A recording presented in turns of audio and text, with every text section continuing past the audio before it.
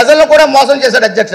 అందుకోసమే అధ్యక్ష తమరు ఇవన్నీ సద్దును చేసుకొని నాకు ఈ అవకాశం ఇచ్చిన బడ్జెట్ మీద మాట్లాడే అవకాశం కల్పించిన తమరికి మరియు మన చంద్రబాబు నాయుడు గారికి అందరికీ హృదయపూర్వక ధన్యవాదాలు తెలియజేస్తున్నాను అధ్యక్ష.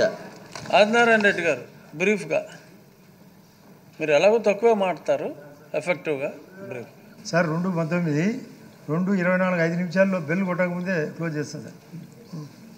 ఇప్పుడు ఈ యొక్క బడ్జెట్ 3 అంశాలుగా గతంలో జగన్ రెడ్డి గారు, ప్రస్తుతం చంద్రబాబు నాయుడు గారు, పయ్యావుల కేశవ్ గారు, మోడీ గారి ఆధ్వర్యంలో కొన్ని సూచనలు చివరి నిమిషం సార్.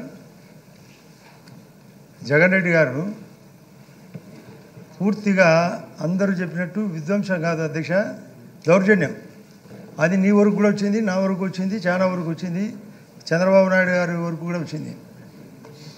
ఆర్థిక విధ్వంసంతో పాటు బడ్జెట్ను చూపడానికి తప్ప అహనా పెళ్ళంట సినిమాలో చేసేదానికి కాదు. ఊరికే కోడి చూపించాడు, ఎవరినో చూపించి తిన్నట్లుంది పరిస్థితి.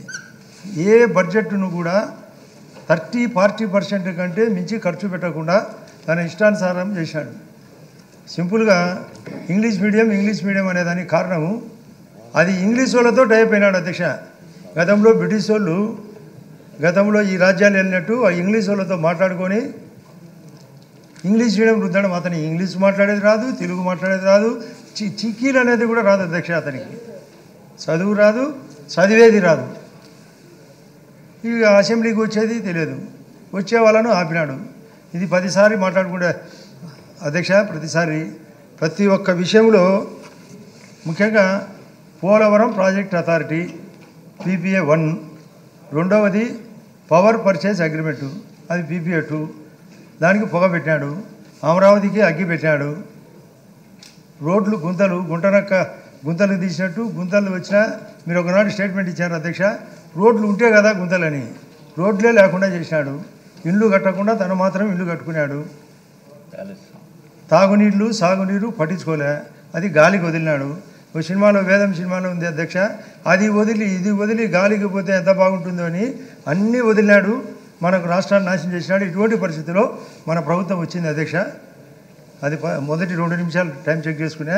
రెండోది మోడీ గారి ఆధ్వర్యంలో నిర్మలమ్మ 8వ సారి, పయ్యావుల కేశవ్ గారు ఫాస్ట్గా చదివినాడు, అచ్చెన్నాయుడు గారు వ్యవసాయ బడ్జెట్ చదివినాడు. దీంట్లో సూర్యకుమార్ యాదవ్ ఏ విధంగా క్రికెట్ మ్యాచ్లో 360 డిగ్రీ కొట్టినట్టు అన్ని రంగాలకు ఈ 3,22,000 కోట్లను అందరికీ సదడం జరిగింది అధ్యక్ష. కాబట్టి ప్రతి రంగం ఖచ్చితంగా పర్ఫెక్ట్గా పయ్యావుల కేశవ్ గారు ఇక్కడే ఉన్నారు. మీరు ఈ బడ్జెట్ను ఆ గత ప్రభుత్వం మాదిరి కాకుండా ఈ ప్రభుత్వంలో చక్కగా అమలయ్యేటట్టుగా చూడండి. మనం చెప్పి మళ్ళీ అగనాపల్లి అంటే సినిమా మళ్ళీ 2వ సారి రిపీట్ కాకూడదు అధ్యక్ష. ఎందుకంటే పూర్తి స్థాయిలో నమ్మి మనకి ఇన్ని ఓట్లు వేసినారు అధ్యక్ష. మోడీ గారు యొక్క బడ్జెట్ గుజరాత్లో అయితే చక్కగా 100% అమలవుతుంది, సెంట్రల్లో అమలవుతుంది. సెంట్రల్లో మాదిరి గుజరాత్లో మాదిరి మన ఆంధ్రాలో కూడా ఖచ్చితంగా అమలయ్యేదానికి అందరము ఎవరి కాన్స్టిట్యూన్సీలో వాళ్ళకు నివేదిక ఇస్తే అది ఖచ్చితంగా జరగాలి అధ్యక్ష. ఇక కొత్త సూచన అధ్యక్ష, మన రాష్ట్రం నీతి ఆయోగ్ ద్వారా 5 రాష్ట్రాలు ఎంపిక కాబడినాయి. అందులో మన రాష్ట్రం కూడా పక్కనుండే ఒరిస్సా, వెస్ట్ బెంగాల్, జార్ఖండ్, బీహారు మంది. దాంట్లో ఒక నివేదిక ఇచ్చారు అధ్యక్ష, మీకు మానవ వనరులను అభివృద్ధి చేయాలా, మీకు వెనకబడింది. నీతి ఆయోగ్ ఒకే మాట సూచన చెప్పింది, అసలు అప్పు కట్టలేని రాష్ట్రం ఏదిందంటే మన రాష్ట్రం. ఆ అప్పుకే సరిపోయింది పరిస్థితి.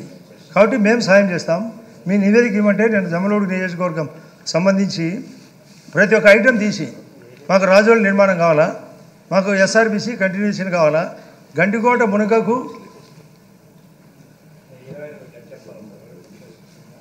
మునకకు గతంలో నేను క్వశ్చన్ అవర్లో చెప్పిన అధ్యక్ష, గత ప్రభుత్వం మాదిరి క్వశ్చన్ అవర్లో చెప్పిన మాటను 100% అమలయ్యేటట్టుగా చూడండి.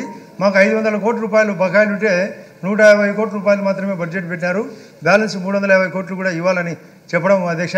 అది కాకుండా రాయలసీమకు సంబంధించి గాలేరు నగర్ కానీ, ఆంధ్రీనీవ కానీ, తెలుగు గంగ కానీ, SRBC కానీ, కేసీ కెనాల్ కానీ, ముఖ్యమంత్రి గారి యొక్క నియోజకవర్గం కుప్పం కూడా ఈ యొక్క రాయలసీమలోనే ఉంది అధ్యక్ష. బాలకృష్ణ గారి నియోజకవర్గం ఉంది. మాకు ఇక్కడ ఉండబడిన మంత్రులు చాలామంది, ముఖ్యంగా పయ్యావుల కేశవ్ గారి యొక్క నియోజకవర్గం కూడా ఇందులో ఉంది అధ్యక్ష. TBHLC కూడా అది ఇప్పుడుండే కాలువ ద్వారా అయితే నీళ్లు కిందికి రావడంలే, మాకు ఇప్పుడు చెప్పబడిన నిధులు 18,000 కోట్లే పైగా ఉన్నాయి అధ్యక్ష. ఇది సరిపోదు అధ్యక్ష.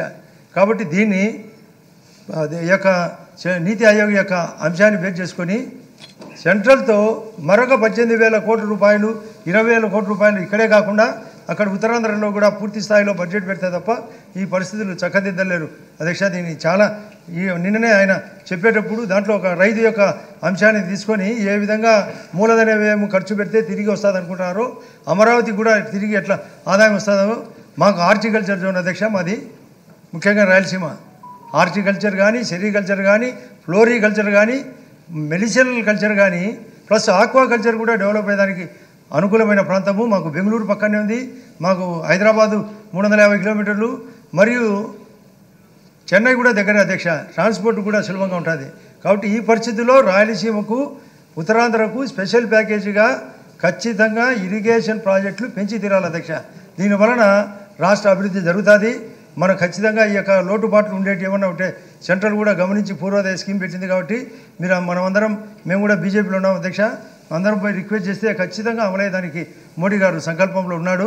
కాబట్టి ఎందుకంటే ఆయన చెప్పే మాట ప్రతిసారి 2047కు వికసిత భారత్ వికసిత ఆంధ్రప్రదేశ్ కాకుండా మేము బీజేపీ పార్టీగా వికసిత కమలం కూడా అధ్యక్ష.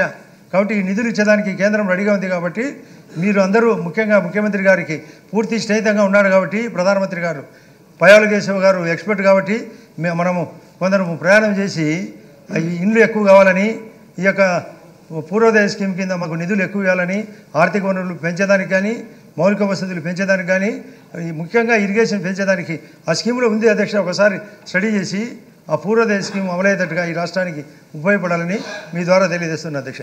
టైం కూడా సరిపోయింది అధ్యక్ష. 2 నిమిషాలు ఎక్కువైంది కానీ బెల్కొట్ల